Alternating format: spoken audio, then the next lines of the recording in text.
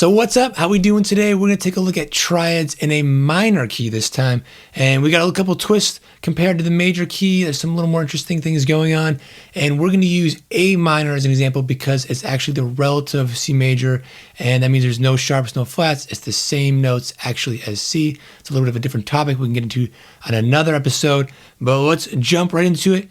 This means we're going to play triads, the same ones as the major key, major, minor, and one diminished, and actually no augmented. The poor augmented triad doesn't get included in here. And then it's all based on the minor scale. So we're going to use, again, A minor as our example. So the C major scale was starting on A, and that makes it A minor. So if we play triads on all these, nice on piano, you can just see it's the same shape.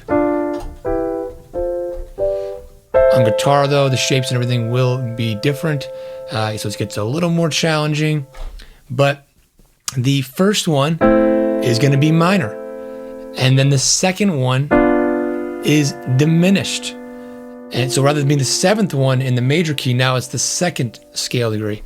And then the third is major, fourth, is minor, minor, major, major, and then back to the root, back to A minor. So the one thing that's different, though, that is often, not always, is that you go up to the fifth one, and often it will be, not always, but often will be changed to be major, so being altered out of the key.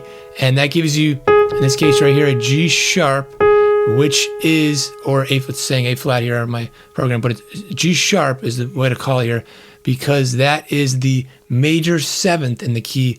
That leads right back to the root, to A. That's what they call the leading tone, regardless of what key you're in, a major, minor key. The major seventh is called the leading tone because all it wants to do is lead you back to there. It's like the way you can think of like keys, scales, chords, and stuff. Just the playing in a key in general is, it goes all around this note, right? And it's like the sun, and all the other notes are like planets going around, and there's this gravity that's holding into place. And some of the planets may feel the force of gravity more the closer you get to it, you know? And maybe we got that wrong. I don't know. Some scientists are like, wait, that's not how it works. I don't know. But you get the idea. So it's really close, and it's like, all I want to do is just go right there. But when you do the one that fits into the key, the minor seventh,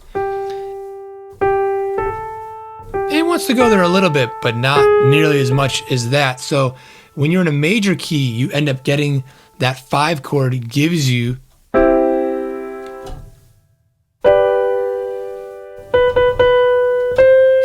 a leading tone.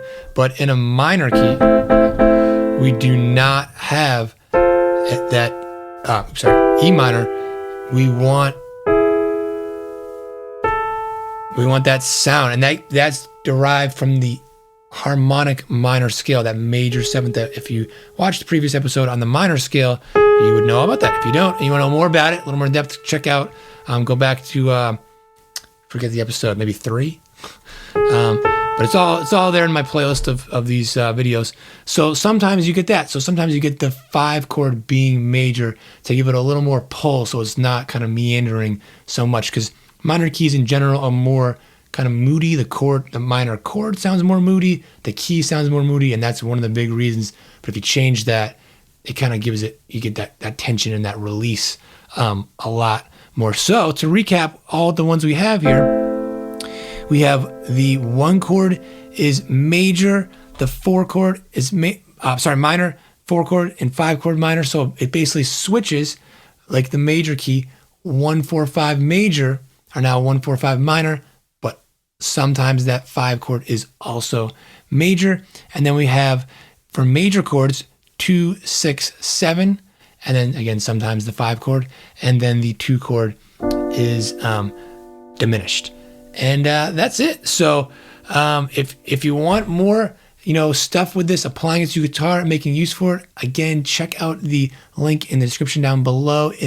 I will have a link to a course called Applying Music Theory, where we're going to get into actually applying it to guitar and backing tracks. You can practice this stuff by yourself.